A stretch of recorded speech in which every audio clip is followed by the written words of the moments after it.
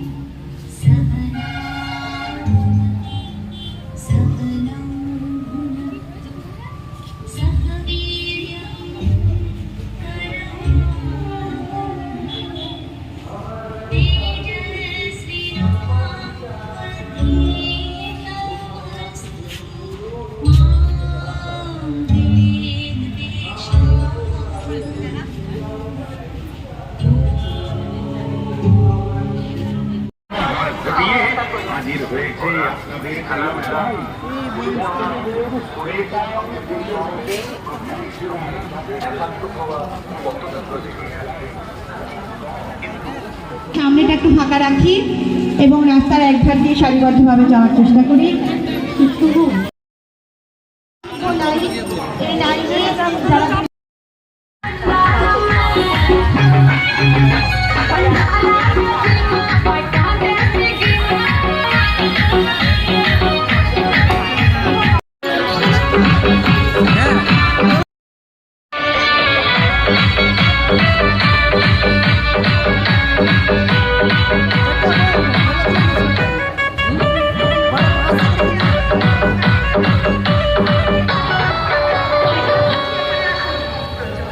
धीरे धीरे नाच छोरी डीजे को तोड़ेगी ये पगाम तेरा पायजम छोरी गुंग। বর্তমানে আমরা রয়েছি পূর্ব বর্ধমানে, তো বরশুল জায়গাটির কি থিম বর্তমানে আমি বলতে পারছি না, কাউকে জিজ্ঞাসা করতে হবে, কারণ কোনো বর্ধমানের বরশুলের এবারের এই মণ্ডপের থিম স্মার্টফোন। বাচ্চারা প্রচুর পরিমাণে আকৃষ্ট হয়ে যাচ্ছে স্মার্টফোন যাতে তারা ব্যবহার না করে, এবং যে সমস্ত খেলাধুলাগুলো আমরা ছোটোবেলায় খেলে এসেছি তারা যেন সেই সমস্ত খেলাধুলার মাধ্যমে তাদের বাকি সময়গুলো কাটায়। সেই কারণে তারা তৈরি করেছিল প্রথমেই স্মার্টফোন দিয়ে বাচ্চারা বসে রয়েছে, এবং তারপরে আস্তে আস্তে আমাদের সময়ে যে সমস্ত খেলাগুলো হতো সেগুলোকে তারা তুলে ধরার চেষ্টা করেছে। এই কারণেই যাতে বাচ্চারা এবং বাচ্চার মায়েরা বুঝতে পারে এবং তাদেরকে স্মার্টফোন হাত থেকে সরিয়ে নিয়ে তাদেরকে খেলতে যাতে মাঠে পাঠায়, সেই কারণে এখানকার যে থিম হয়েছিল শুধুমাত্র এই কারণেই। আমরা রয়েছি বরশুল, পূর্ব বর্ধমানের বরশুল। ওখানে দেখা যাচ্ছে লাফদড়ি খেলছে, ওইখানে মনে হয় গুলতি গুলতি ছোট ছোট বলে শেখে নিছে।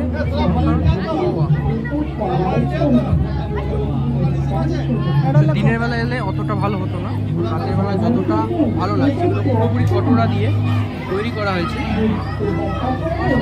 মাটি দিয়ে। আরেকটু লাইটিং এর কাজ করলে ভালো লাগতো। এখানে আগেকার দিনে যে গুরুকুল হতো সেই গুরুকুলকে মেনশন করা হয়েছে। এখানে গুরু বসে আছে এবং শিষ্যরা একে একে বসে বসে এখানে পড়াশোনা করছে বা বেদ আবৃত্তি করছে, এবং উপরের দিকে আস্তে আস্তে পেপার কিভাবে এলো, পেপার সমস্ত কিছু। এবং এখানে আস্তে আস্তে দেখা যাচ্ছে স্বাস্থ্য শারীরিক শিক্ষা পঞ্চম শ্রেণীর বইয়ের, এছাড়া তৃতীয় শ্রেণীর বিবর্তনের ইতিহাস।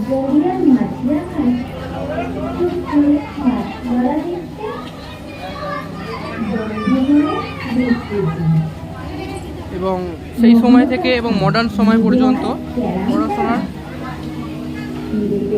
ব্যাপারগুলিকে তুলে ধরা হয়েছে।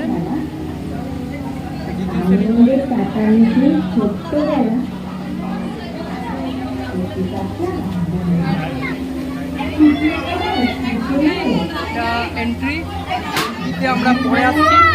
বর্তমানে আমরা রয়েছি বোরসুলে, আমাদের পরিবেশের তৃতীয় শ্রেণীর পুস্তকের ফ্রন্ট পেজ এবং আমাদের পরিবেশ চতুর্থ শ্রেণীর ফ্রন্ট পেজ। এছাড়াও সামনে দেখা যাচ্ছে টায়ার নিয়ে যেমন ছোটোবেলায় সবাই খেলতো, সেই জিনিসগুলোকে এখানে প্রচুর পরিমাণে করে তুলে ধরা হয়েছে। এছাড়াও প্রত্যেকটা বুকের যে ফ্রন্ট পেজ, সেই ফ্রন্ট পেজগুলোকে তুলে ধরেছে এখানে।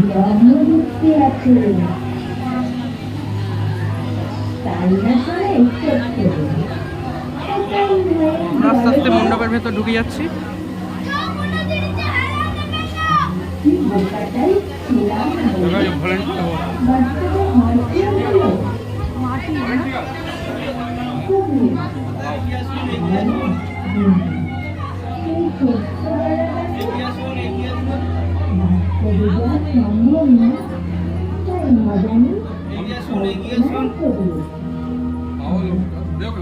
খুবই সুন্দর। আমরা আস্তে আস্তে বেরিয়ে যাই। আগে আরো কিছু মণ্ডপ রয়েছে, সেগুলো দেখানোর চেষ্টা করব। এই ওগুলো ছিল থিম প্রতিমা, এটা পুজো হয়েছে।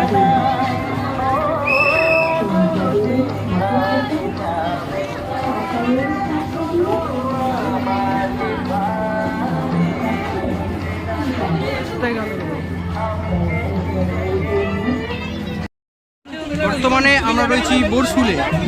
বোরসুলে অনবদ্য থিম ইয়াং মেন্স অ্যাসোসিয়েশনে। তো আমরা আস্তে আস্তে ভেতরের দিকে এগিয়ে যাব এবং এগিয়ে গিয়ে দেখব এখানে থিমটা বিশেষত কী রাখতে চেয়েছে। এখানে কিন্তু ফটো তোলা অলরেডি আরম্ভ হয়ে গেছে। তো উপরের ভিউটা ঠিক এরকম, মানে এবার আমরা আউটসাইড ভিউটা হচ্ছে এরকম টাইপের। তো এখানে যারা যারা হয়তো কোরিওগ্রাফার বা আইটিসি এরকম কিছু এদেরকে উল্লেখ করেছে এবং এখানে লিখেছে এসো নতুন এক দেশে শোনো নতুন এক গান, আমি আজকের বৃহন্নলা আমার শীত দ্বারা টান টান। ভীষণের লোকানো আছে, ঠিক আছে, ভীষণের লোকানো আছে।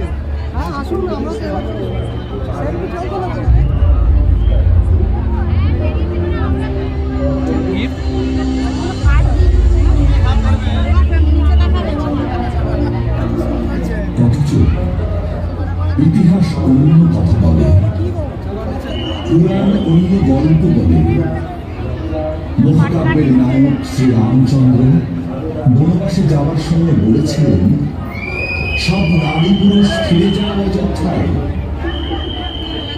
তারা নারীও নয়, অধর নারীশ্বর। তাই দাঁড়িয়েছিল বৃহন্নলা 14 বছর।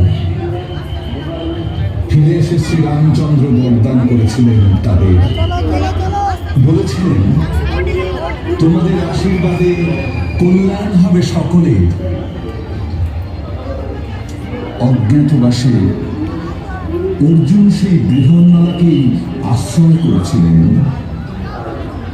আবার শিব পার্বতী অর্ধনারীশ্বর, সেই বৃহন্নলারই অংশ, সেই বৃহন্নলারই প্রকাশ। ইরাবণের আরাধনা সেখানেও তারা। বৈষ্ণব ধর্ম, থেরবাদ, মহাযান, বৌদ্ধ ধর্ম, পালি সাহিত্য, মারাঠা সাহিত্য, সংস্কৃত পুরাণ, কোথায় নেই বৃহন্নলারা?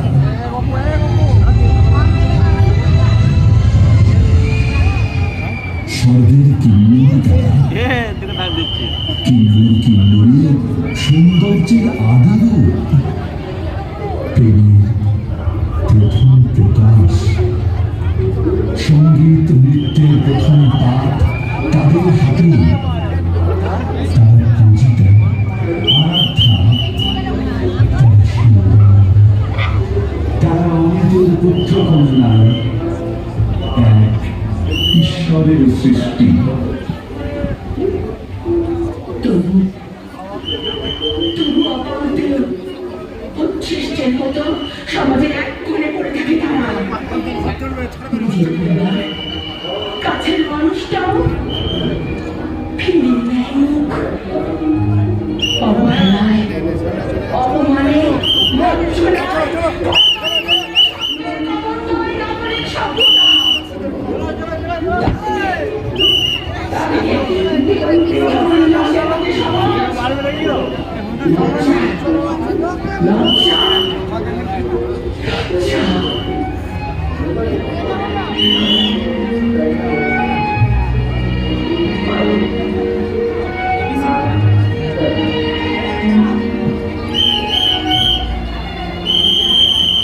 ধীরে পাল্টাচ্ছে সময়, সংবিধান মেনে নিয়েছে তৃতীয় লিঙ্গের পরিচয়।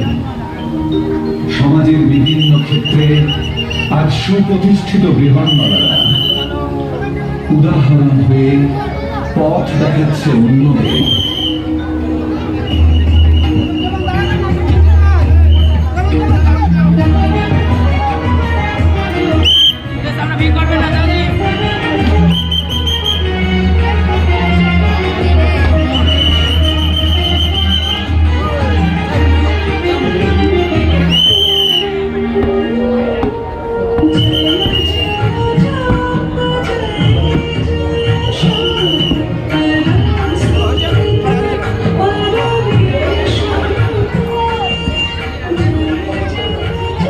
এখনো কি সময় হয়নি?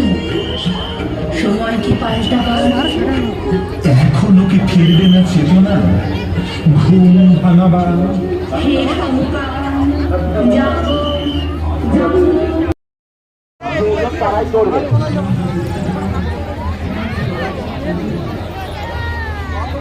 গাড়িতে বসতে পারবো না।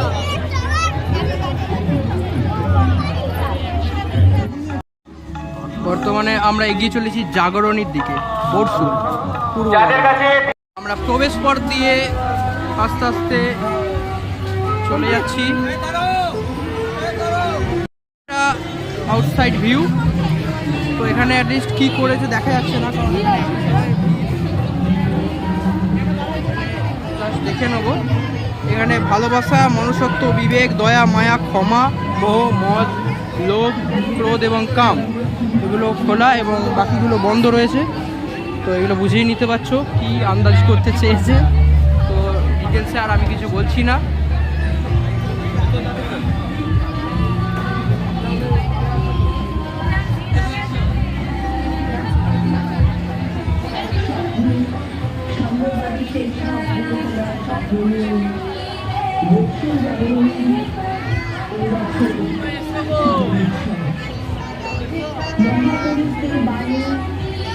মহাত্মাদের বাণী, তাদের জীবন মন্ত্র দিয়ে আস্তে আস্তে আমরা ভেতরে প্রবেশ করেছি এবং ভেতরে ঠিক এরকম ছিল ব্যাপারটা। আস্তে আস্তে জাস্ট আমরা দেখতে যাবো একটু একটু। আমার কথা, তোমার কথা, সবার কথা, সকলের কথা মালা, ক্যামেরাম্যান দেখো এদিকে। সাম্যবাদী শৈশবের বরং পরিচয়। ভুল জায়গা দিয়ে ঢুকে যাচ্ছিলাম, আস্তে আস্তে সঠিক জায়গা দিয়ে প্রবেশ করছি। এটা ঘরের থিম দেওয়ার চেষ্টা করেছি।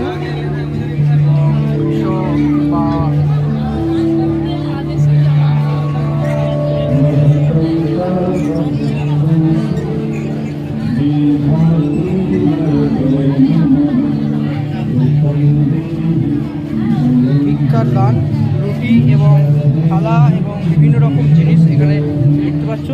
হাতগুলো এক একটা রুটি এবং প্রত্যেকটা জিনিস যে ধরে রয়েছে মানে ভিক্ষার। এবং আমরা ভেতরের দিকে যাব।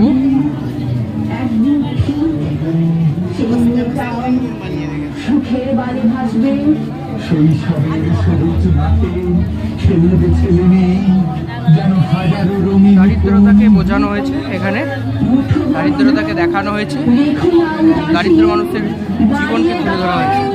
থেকে আসছে, আমি বুঝেছি। বাড়িয়ে দাও তোমার আঙুল, বাড়িয়ে দাও তোমার আঙুল,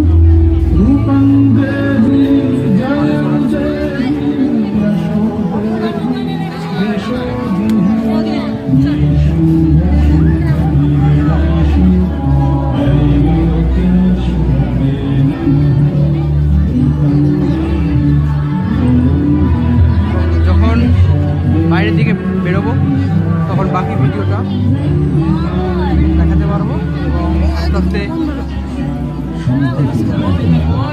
সামনের দিকে এগিয়ে যাচ্ছি।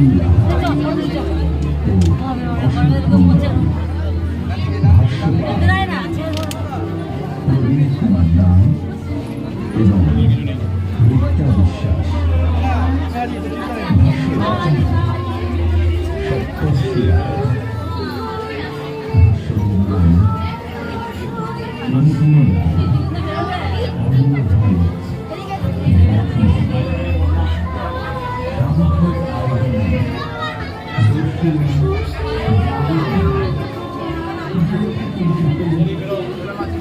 ভালো রাখুন সকলকে।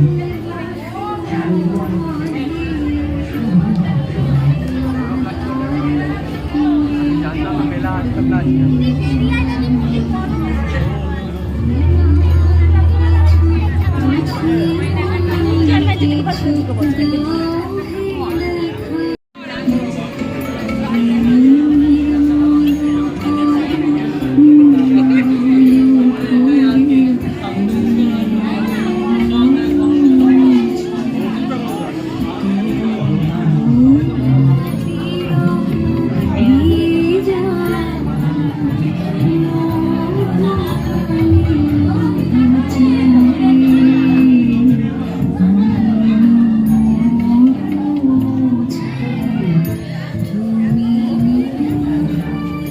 আমরা বাইরের দিকে বেরিয়ে যাবো, এক্সিটের তরফ আমরা বেরিয়ে যাচ্ছি।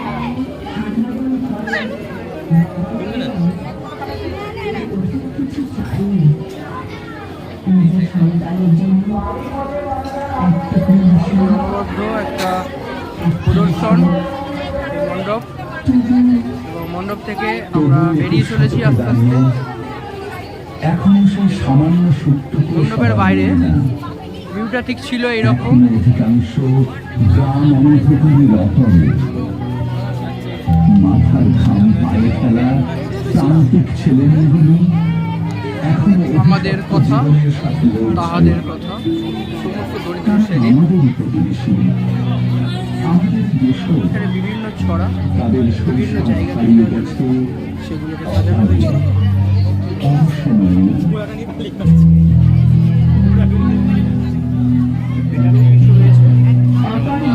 উৎসবে দেখেও দেখানো যাবে, শুনেও শোনানো যাবে।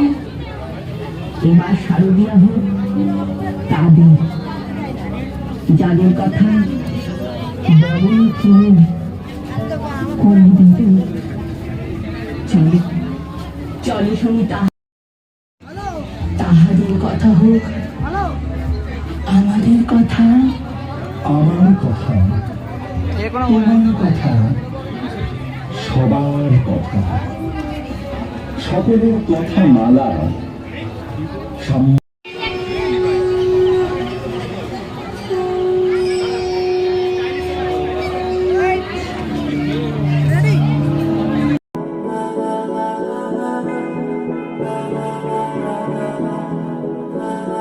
तू मेरा कोई ना होके भी कुछ लागे, तू मेरा कोई ना होके भी कुछ लागे।